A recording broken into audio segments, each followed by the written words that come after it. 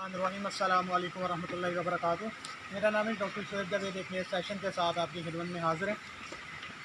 कुछ लोग आज एक ना सवाल पूछते हैं, कुछ लोग मैसेज करते हैं बार बार कि बकरी जब क्रॉस कराते हैं तो उसके बाद कौन से इंजेक्शन उसको लगाने चाहिए। बकरी क्रॉस करवाने से पहले इंजेक्शन लगते हैं, यानी कि उसकी डिवर्मिंग होती है, उसको एवरमेक्टिन का टीका लगाते हैं ताकि बाद में प्रेगनेंसी के अंदर हम एवरमेक्टिन का जो टीका ना वो ना लगाएं।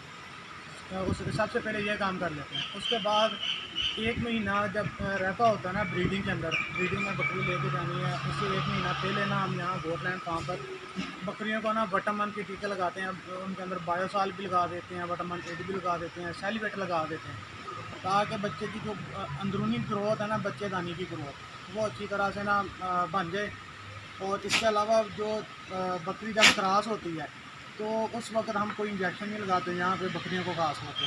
बकरों के अंदर हम हर हफ्ते में या जब कोई बकरी क्रॉस करता है तो उसके बाद हम जो बकरा होता है ना उसको विटामिन का टीका लगाते हैं। विटामिन AD3 आता है, ICI का आता है, फेट्रो का आता है।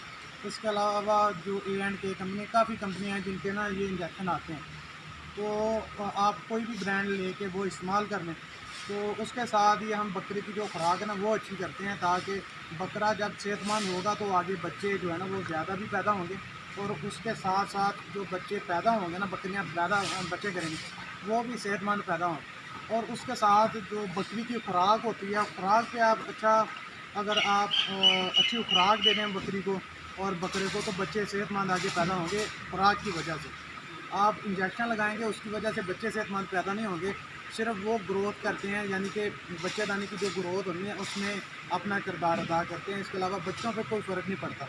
अगर आपकी बकरियाँ दूसरा रिपीटर हैं, 1 मरतबा होगी, 2 मरतबा होगी, तो उसको आप एक तो अच्छी खुराक दें, उसके साथ उसको टीके लगाएं, विटामिन का टीका लगाएं, सेलिवेट के इंजेक्शन लगाएं ताकि वो बकरी जो है ना वो जल्द से जल्द गबन हो जाए। इसके अलावा जो दूसरा मामला है ना कि बकरी जब बच्चे पैदा करती है तो उस वक्त कौन से इंजेक्शन लगाने चाहिए, उसके बारे में हम पहले एक वीडियो बना चुके हैं कि कैसे बकरी पास्चुरेट करवानी है।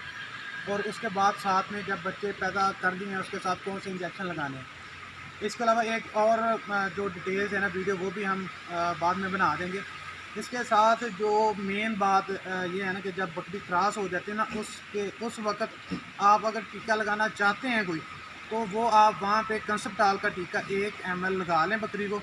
अगर आप देखते हैं कि बकरी हीट में आ गई है तो उसके 2 घंटे पहले आप ना लगा लें, यानी कि क्रॉस होने से पहले 1 घंटा या 2 घंटे पहले लगा दें तो वो कंसेप्शन के अंदर काफ़ी इजाफा हो जाता है, यानी कि बकरी गब्बन होने के चांसेस बढ़ जाते हैं।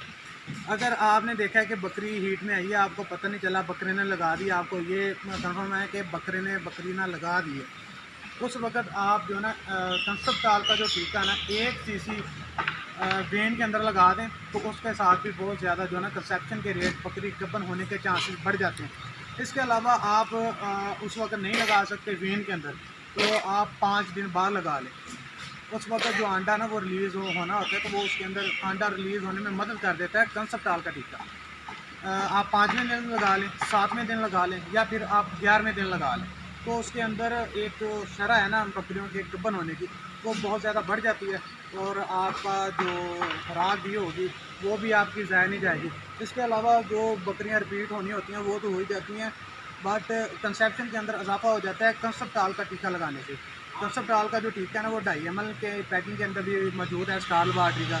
इसके अलावा दूसरे भी आते हैं, डलमाजीन आता है, वो फेट्रो का है, आप वो इस्तेमाल कर लें। जिसके अलावा जो कंसप्टाल है वो 5 ml में भी आता है, 10 ml में भी आता है।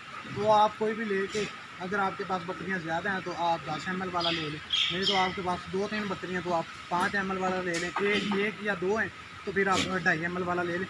तो वो आपने 1 cc गोश्त के अंदर लगाना है 2 घंटे पहले, या फिर वो आप कोई याद नहीं रहता या आपको पता नहीं चलता कि बकरी हीट में आई थी, याद भूल गया, या फिर जब आप बकरा लगा रहा है और लगा दिया उसने, आपको पता चल गया कि आज इसने ना बकरी लगा दी है, तो आप बकरी को ना बेन के अंदर 1 cc जो कंसप्टाल का टीका ना वो लगा दें। अगर वहाँ पे भी आप IV नहीं लगा सकते तो आप बकरी क्रॉस हो गई है, आज के 5 दिन बाद आप कंसप्टाल का 1 टीका गोश्त में लगा दें। उस दिन याद नहीं रहता तो आप 7वें दिन लगा दें। उस वक्त भी याद नहीं रहता तो आप 11वें दिन लगा दें। और इसके लगाने से आपको फ़र्क ये महसूस होगा कि आपके जो अंडा जो रिलीज़ करती है ना ओवरी, वो रिलीज़ होने में मदद मिल जाएगी। तो ये इस तरह से आपके जो बकरी गब्बन होने के चांसेस है वो भी ज़्यादा हो जाएंगे और आपको कोई नुकसान भी नहीं होगा। इस टीके का कोई साइड इफ़ेक्ट नहीं है, बच्चों पे कोई असर नहीं पड़ता, बच्चेदानी पे सिर्फ इसने एग रिलीज़ करना होता है तो वो ये काम कर देगा। इसके अलावा जो बकरी को इरिटेट नहीं करता, आईवी जो है ना इंटरवीनस नाड़ के अंदर जिसको हम कहते हैं वो भी लग जाएगा, ये गोश्त के अंदर भी लग जाता है। तो ये आप वेन के अंदर लगाना मुश्किल होता है, गोश्त के अंदर को नॉर्मली बंदा लगा ही लेता है, तो उससे कोई मसला नहीं बनता। तो इसके अलावा अगर आपको फर्दर कोई डिटेल चाहिए या आपको कोई आपको मसला है तो स्क्रीन पे मेरा नंबर चल रहा है, तो आप मुझसे रब्ता कर लें तो आपको विद इन 2 आवर्स के अंदर आपको ना रिप्लाई मिल जाता है। ज़्यादा तो मैं उसी वक्त रिप्लाई कर देता हूँ, बट अगर कोई काम की वजह से मसरूफ़ हैं तो उसकी वजह से हम 1-2 घंटा लग जाते हैं, तो आपको जो रिप्लाई ना वो मिल जाया करेगा।